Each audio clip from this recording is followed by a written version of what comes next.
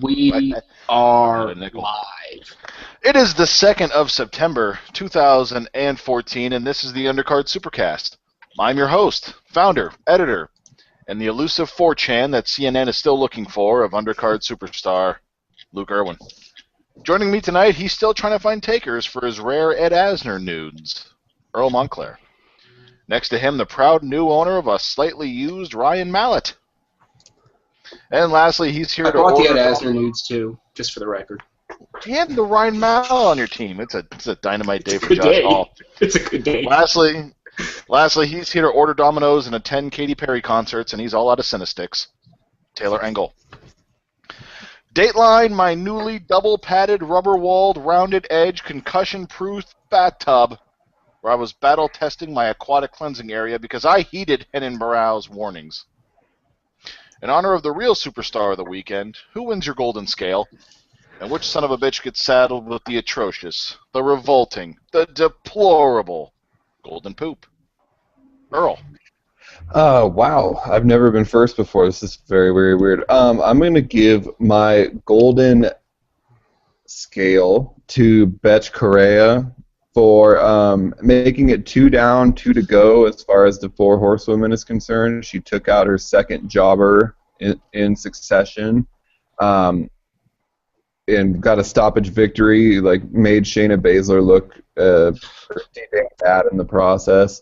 And I mean, really, at this rate, I know that she absolutely doesn't deserve the Rousey fight right now, and I know there's a weight class issue and a couple other issues or whatever, but they need to get Marina Shafir in there and make this third fight happen so Betch can mow them all down on the way to getting Rousey. I don't care if they do it at catch weight. I don't care that she just got her head blown off in her last fight. They just signed Efrain Escudero and Ben Saunders off of losses. All that stuff is irrelevant. I mean, really, we need to get Marina in there with Betch. Let her. Marina can't make 35. Oh, she's gonna fucking make 35. We may have lost Tom temporarily. All right, he'll be back. Josh? Okay, golden scale. I'm going to go kind of off the board. I'm going to give it to Joe Soto. I know he was not a winner on the night, but I didn't know Connor was here. His ability to not just step up and be willing to take the fight, which was enough on its own, but he made it a fight. I mean, he made Dillashaw have to eat some shots. Before he started to gas in the last couple of rounds, his head movement was freaking amazing. And, I mean, for a guy who was not training for anything like TJ Dillashaw, he absolutely went on and gave a commendable performance on a card that really desperately needed somebody to step up and do something that was above their pay grade. And so I respect that a great deal. And Golden Poop, well, Tom started it. I'll finish it. It's got to go to Shayna Baszler. I mean, Betch Correa has no track record for finishing opponents. She had 1 finish in 8 career wins, and she was lighting her up on the feet. That was one of the more impressive displays of stand-up striking from a female fighter that I've seen in quite a while. She's not Holly Holm, but there's not many women in the sport that can unload with combos like that, and Baszler had no answer for it at all, and she should have. You're a professional that's been in there with some of the best, and that's just a really bad showing. That's probably going to be the last shot for her in the UFC. Shucks. All right. Earl, you were saying about your the second half? Oh, yeah. I was my golden poop goes to Lorenz Larkin, and who should be the happiest man in the world. Well, while Earl tends to his mic, I will go with mine. My golden scale was originally going to be Joe Soto. I really felt very strongly about that. I had tweeted that while Soto will be the person that people remember for UFC 177, he should certainly not be vilified in any way possible. He made the best of a bad situation. He showed up ready to open the card. He came in prepared on weight, which was a rarity for fighters. Came in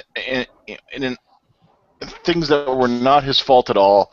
Still fought his ass off and really, just made the best of a very, very rough situation. But Joe Soto was the least of that card's problems. He absolutely did exactly what he came to do. So in lieu of Soto not being on there, I will go in a different direction, and I will go with Ben Askren, who absolutely took care of business in a dominant way, winning the ONE FC Welterweight Championship and not even breaking a sweat doing it. And then afterward, just taunting Dana White when Dana thought about bringing him back. Askren's not going to stay in Japan. Somebody's going to bring him back, and it'll be exciting when they do. Golden Poop, as much as I would love to continue the shitting on Shayna Baszler, and boy, how fun would it be, I'm going to kind of get away from that a little bit and go to another lovely target of my venom, which is Henry Cejudo. This dude is an absolute flake among flakes. He misses weight constantly. He no-shows weigh-ins. He no-shows events. He's had a shitty attitude about it the entire time. He's not professional. I mean, the guy's credentials are outstanding, and it's always good to have a gold medalist in MMA. But that guy's just been a world-class turd in every turn, every step of the way. So, yes, he's literally worse than Yasiel Puig. That was suggested by reader Taylor Engel. Okay. Thanks for Earl. watching, Taylor Engel. Okay, yes. Earl, I'm sorry, go ahead. Am I back? Yes. Oh, okay, I'm back. My golden poop goes to Lorenz Larkin for his abysmal UFC run, and it's like, dude, be thankful that Scott Coker bought Bellaforce, or is in charge of Bellaforce now, because you are going to need someplace to go, and that's probably where you'll be.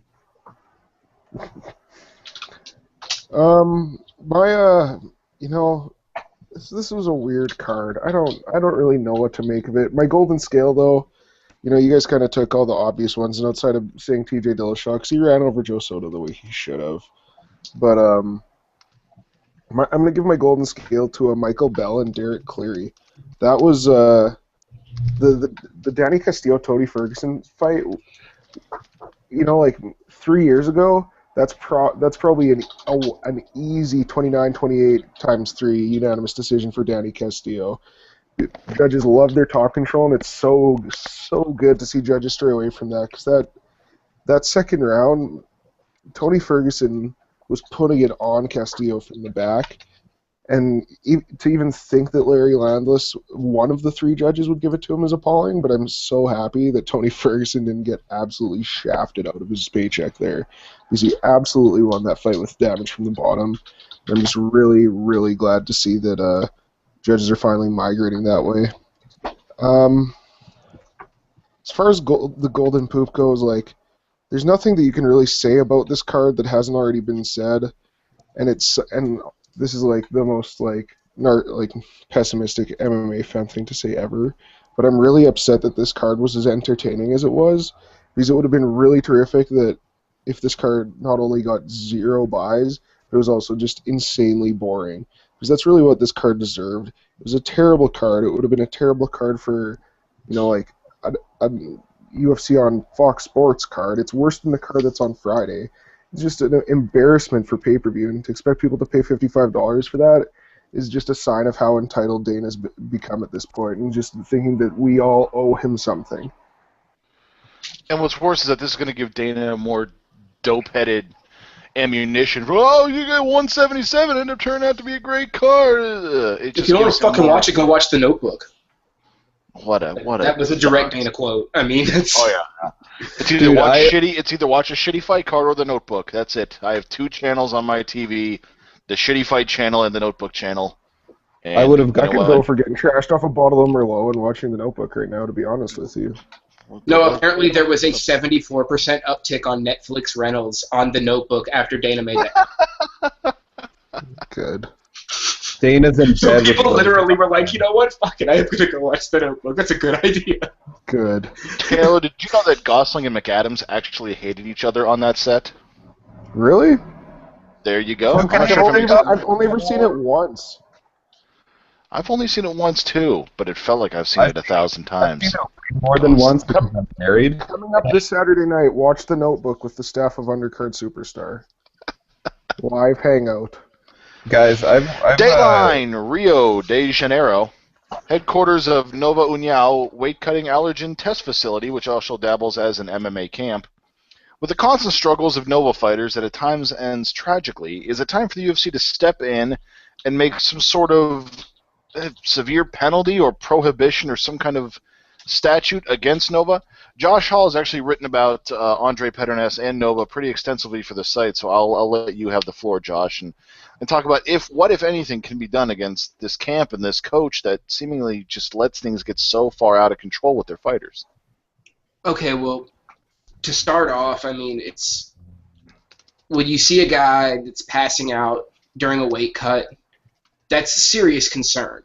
And if it came from, blood flowing to his head too quickly because he got up too fast, it happened because he was so dehydrated that his brain was already at a limited capacity to handle it. And the fact that his coaches and him make no acknowledgement that the weight cut is part of the problem, they've already had a guy at their camp die under the direction of Pedernès, cutting weight, and he was found to be using multiple things that are completely dangerous and illegal in the sport. But then when that happened, oh, no, he just had a stroke. It's just a coincidence he cut 21.15% of his body weight in 7 days. That had nothing to do with it. Why would that make you have a stroke, since there's, literally no water left in your body at that point? And I really, really think that athletic commissions need to start taking a serious look at whether they're going to continue to commission fighters from the Nova Uniao camp, because not just the weight cutting issue, it's a general fighter safety issue. Look at a guy like Jose Aldo. He is injured in training more often than any fighter that I can think of. Look at Renan Barão when he didn't miss weight, and he's sitting there getting beaten to the point where at the end of the first round he can't even respond to his corner. He doesn't know where he is. He's asking them if he's winning because he has no idea that he's just getting beaten around the ring, and they see no problem with that.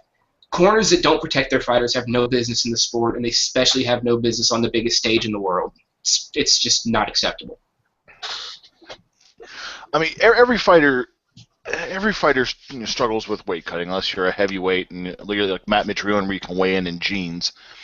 But it seems like Nova fighters struggle with it a lot harder than other ones. I mean, I've talked about this before, but I'm not sure on the show, that I've seen behind-the-scenes footage of Jose Aldo literally telling his corner, I can't cut anymore. I don't care if I lose the title.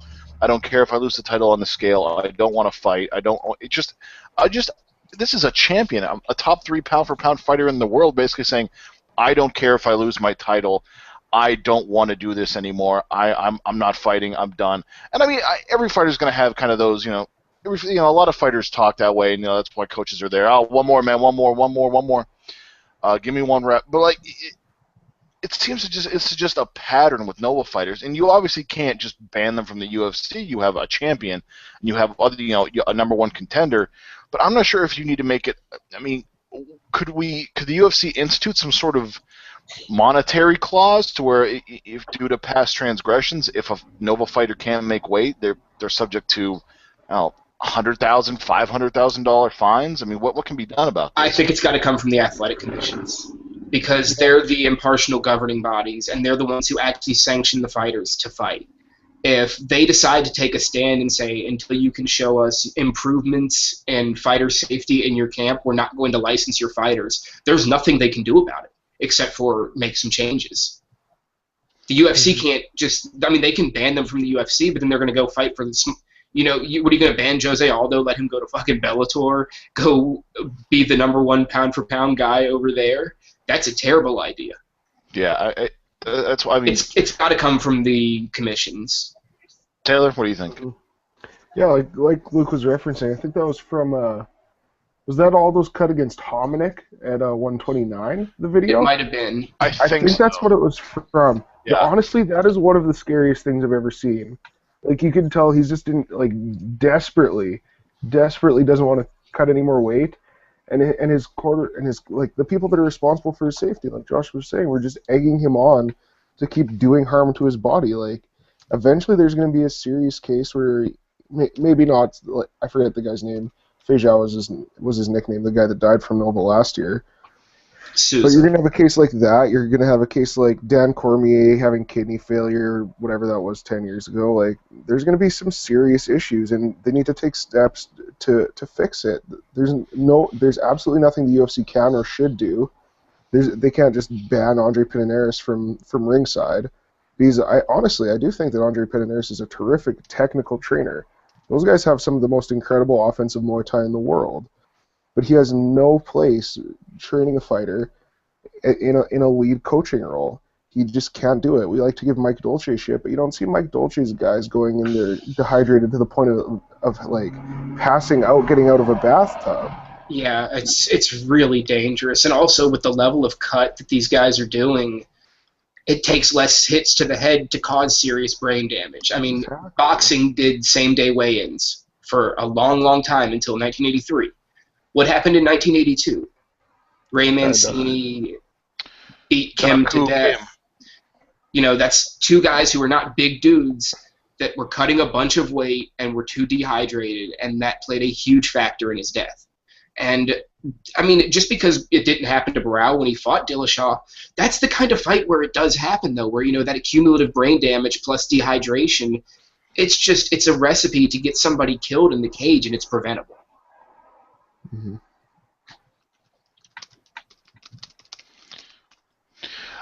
So, I mean, we know how notoriously dodgy Nevada is. I mean, and asking all the athletic commissions to converge on any one thing, you know, Texas, Nevada, is just danger waiting to happen. I mean, what if you were in charge of the UFC and you're seeing a pattern of this from one particular camp? What would you yourself do? Take it to Nick Lembo.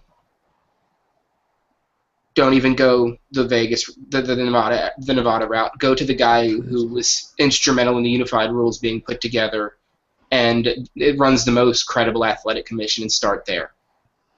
Because if you talk to Nick Lembo and you show him what's going on, he's the one guy that I could see actually taking a stand and saying, no, we need to make changes. Nevada's just, it's cronies out there. See vis-a-vis Chael Sonnen. I mean, yeah. Vanderlei Silva. Chael Sonnen drugs are for the NAC. Yeah. Dateline, Connecticut, which is where the fight world collapses on this weekend in a 15-minute stretch. The Foxwoods and the Mohegan Sun are hosting UFC and Bellator respectively this Friday. Gentlemen, with two major promotions having big cards only 15 minutes away, I can't be the only one hoping for a West Side Story Jets versus Sharks showdown. We had to take 4 fighters from the UFC's card this week and 4 fighters from Bellator's card to make the ultimate 4-on-4 Street Fight Rules tag team. Josh Hall, who you got? I'm trying to get Earl back up. You want to go ahead and do yours? We can go reverse, too. Go reverse. Do it, Taylor. Cool. Taylor. UFC's card. First overall pick, I want somebody that is terrifying. I want somebody where, you know, you're walking down the streets with him, you know, where with your slick back hair and your wife beaters on, listening to John Travolta to inspire you. I want somebody that's going to scare the shit out of the other guys. First overall pick, Derek Lewis, the Black Beast. There's nobody more intimidating than that guy. Derek Lewis. Number 2. So you gotta have a little bit of crazy in there. We want like a little backwoods crazy. We'll go Michael Chiesa. That guy, he's not a fun-looking guy. I don't think he's ever smiled. He might have never felt happiness. That's somebody I want on my team. Pick 3. You know, keep the backcountry style up. We'll go with Ben Rothwell. He probably has axes and shotguns in the back of his F-150. Probably not a bad guy to have around. Probably not wrong. Rounding the team off, got to have some speed, you know, somebody to go run and get help, because remember, I am a part of this gang. I will probably die. We'll take Justin Scoggins. Justin Scoggins probably has like a Razor scooter sitting around, like right next to the side of his house. Hop on his Razor scooter, go and grab help as I'm bleeding out in a back alley. So they're Team UFC, Derek Lewis, Michael Chiesa, Ben Rothwell, Justin Scoggins. Bellator. Hoo boy. There's three there's two automatics. I want LeVar Johnson. Guys, stabbed. What was it? Shot 6 times. Shot 6 times. Probably a good guy to have. He's still here. He might be made of pure metal plates. Pick 2, Bobby Lashley. Not really good at anything. Pretty scary looking. Pick 3. What do we say? You know, you cut the what do you say, Luke? You cut the brake lines in the van as you're hauling gasoline around. Wild card, bitches. Camden McCrory. I knew you were going to take him. Riding away on my Thundercat, bitches. Pick 4. That's so funny. Pick 4. There's really not a lot else that appeals on this card to me. Check Congo. It's a street fight. It's a street fight. Exactly. Congo can kick you in the nuts like 7 million times. You just run around kicking people in the nuts.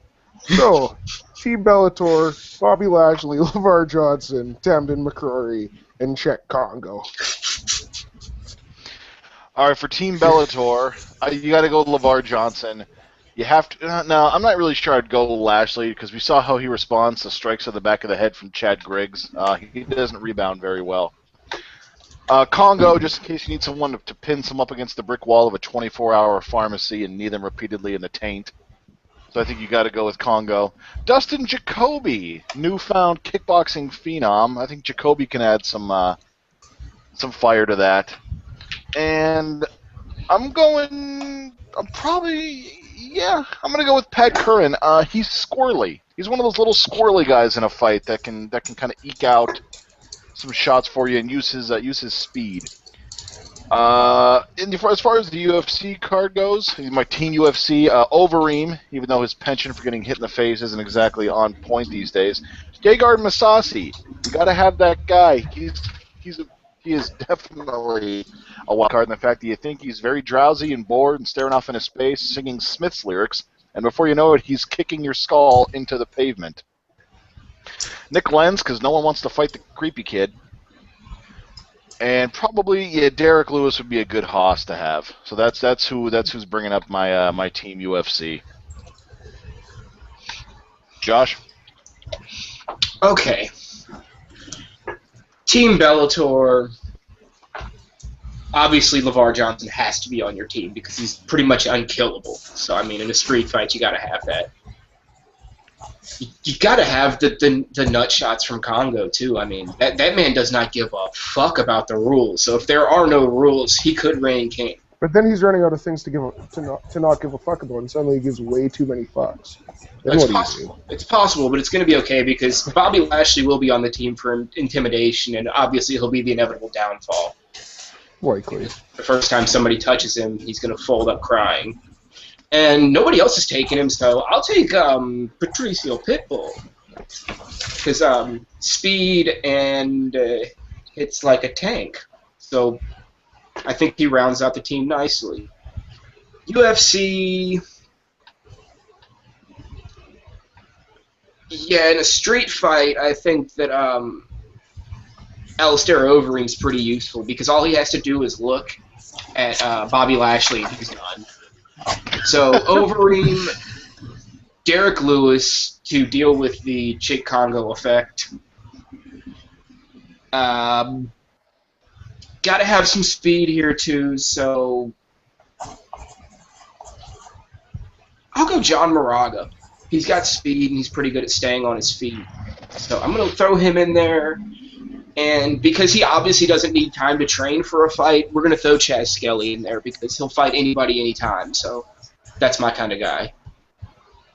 Dana White's kind of guy. Fighting on 2 weeks' notice. Cause Earl? Well, it's nice to be back with you guys. Hi, Earl. I'm gonna Good to have ya. Thanks, Internet. You're For on my the team. radio. Oh, well, I have a face for it.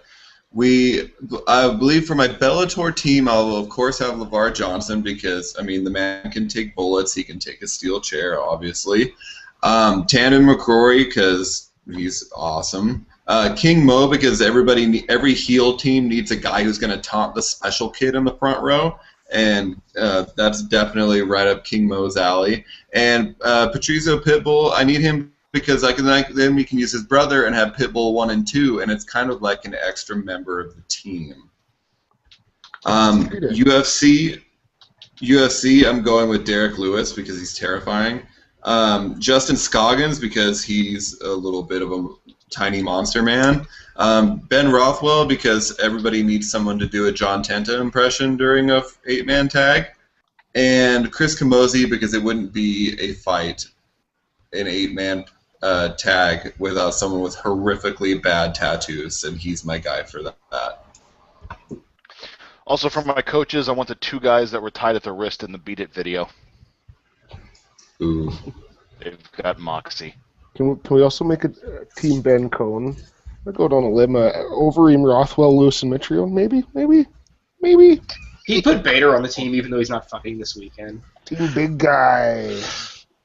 And then Bader would get knocked out by Lashley and his whole world would crumble. Crumbling down. All right, we're going to stay in Connecticut, and we're going to look over some of the top fights from the weekend. Give me a quick pick and a method of victory. I better get to go last on all these, you prick. Taylor, you're going first. Okay. Just Josh, and you're going last. Oh. All right, UFC Fight Night, Jacare against Musasi. In the flyweight division, John Moraga versus Justin Scoggins Earl. Scoggins, fairly dominant UD. Josh?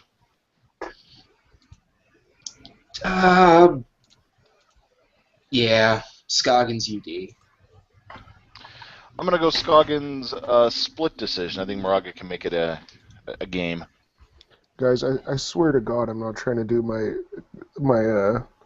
contrarian thing, but I actually really like Moraga in this fight. I think this is a 50-50 fight, honestly. Yeah. I'll take Moraga unanimous, but I understand why you guys are picking Scoggins. I'm pretty sure he's like a minus 200 favorite. It was not an easy decision, though. No. In the featherweight division, a rematch as Charles Oliveira takes on Nick Lentz. I think Nick Lentz is going to get revenge on Oliveira for the illegal knee by putting chain link in his back for 15 minutes. Nick Lentz, unanimous decision. I think Josh? Oliveira's probably going to win this, but I'm going to take Lentz by decision anyway, just because I freaking love that guy. Their first fight was very, very entertaining. Probably the best Nick Lentz fight ever. It was a hoot. So I think Lentz does get his revenge and keeps on keeping on, and also take Lentz by UD. Guys, I'm seriously not trying to go gimmick here. Oliveira by heel hook. In the lightweight division, Creepy Joe Lozon takes on Michael Chiesa. I will just say that Oliveira by submission is my dream decision for that fight. It's my dream result. I'm going to go with Chiesa unanimous decision in a fight that really makes us sad about Joe Lozon. Yeah, I think that Lozon's very much on the decline, and Chiesa's way better than he was ever supposed to be. Chiesa's second-round knockout. I have Chiesa round 3 TKO, and that doesn't make me happy. Yeah, like it kind of depends what Joe Lozon you get, but like in his last 5 fights, was he have 2 wins over Varner in a really terrific fight, and the Danzig fight that was like a year ago. That's it, right? And then losses to like Pettis Miller and somebody I don't remember. Michael Johnson. There it is.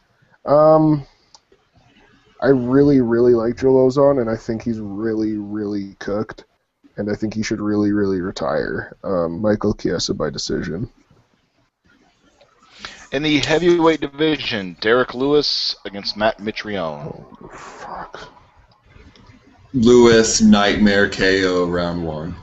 Hell fucking yes. Exactly that. Black Beast's going to do some damage. Yeah, I think Lewis has got him in the first round. Yeah, same. In the co-main event of the evening in the heavyweight division, Alistair Overeem versus Ben Rothwell. I said it on Twitter and got moderately flamed for it, but I'm saying it again. Alistair Overeem, very plodding, boring, unanimous decision.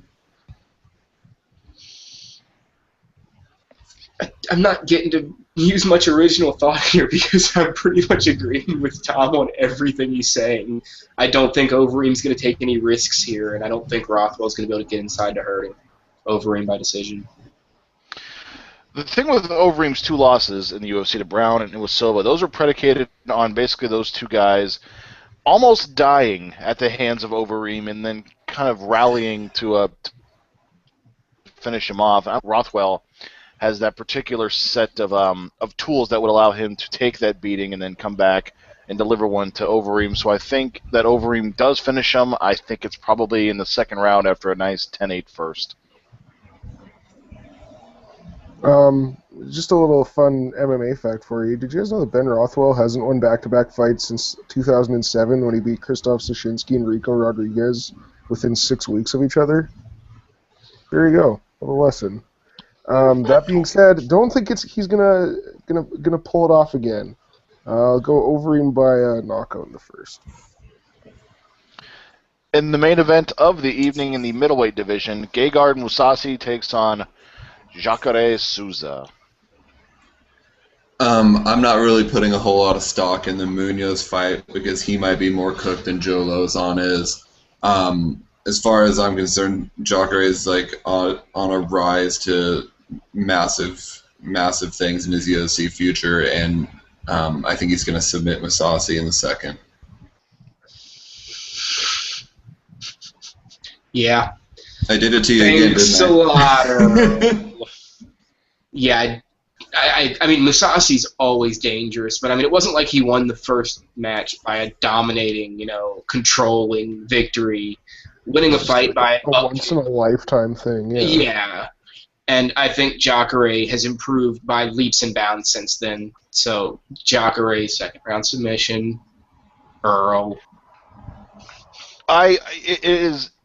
Both men, I think, have improved. Mousasi, I think, ironically, has improved a lot more.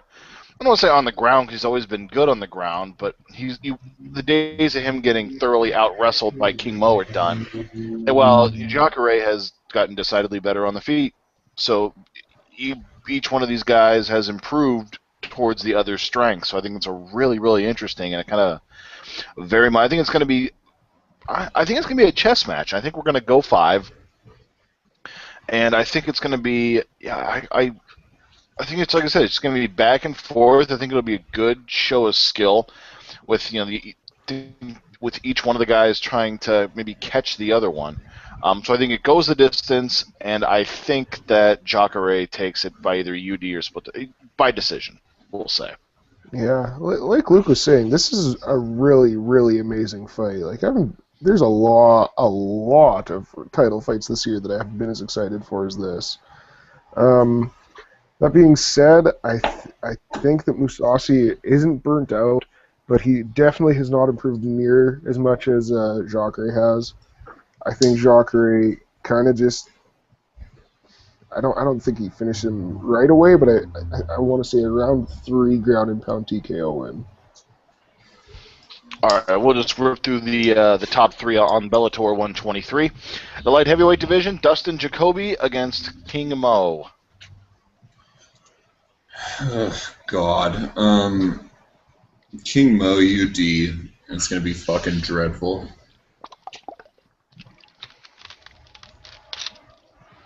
That's my response to that answer, because I'm going to keep saying the exact same thing as Tom and say... Kids watch the show, Josh. My God. Language.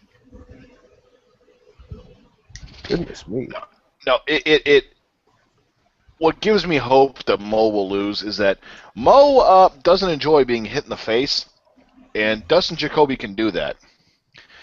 And I also think if he follows the Fei Zhao game plan in Strikeforce and just clinch Mo up and knee him into oblivion, that Jacoby can do that. So I'm putting out some good feelers into the universe here, man, and I'm taking Jacoby by round 2 KO.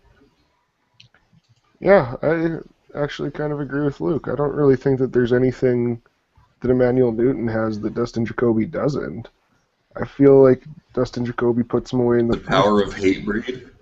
That also that he doesn't have A little that. bit of takedown defense. Takedown defense is for pussies, Josh. Non-believers. Dustin Jacoby by head cook knockout. That's good eats. In the heavyweight division, Shek Congo takes on LeVar Johnson. God damn. I initially wrote Congo Wallenstall UD, but then I got to thinking about Congo's last fight, which happened to be really, really awful, and he looked terrible in the process. And I just kind of think that LeVar Johnson might be able to take care of business. So I'm going to go with massive penis KO round 1.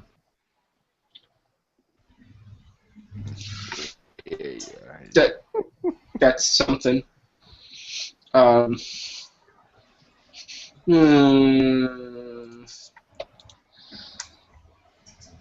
Johnson by a disqualification after the 8th nut shot.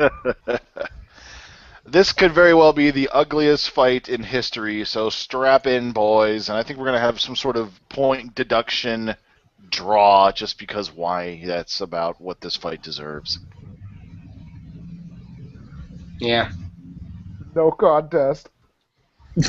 Boom! And in the main event of the evening for the Bellator Featherweight Championship, champion Pat Curran takes on challenger Patricio Pitbull Freire.